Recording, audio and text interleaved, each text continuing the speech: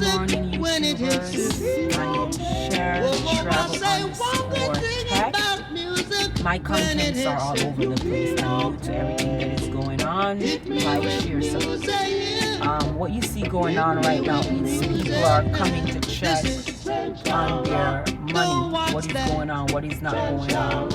With the scamming going on, people are losing their funds. Not only they're losing their hard-earned money.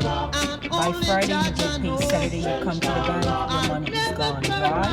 The system here is so messed up that it's hard for people who are in poverty to come out of poverty. You work hard, somebody come and take your hard working money. It's so sad, it's so sad.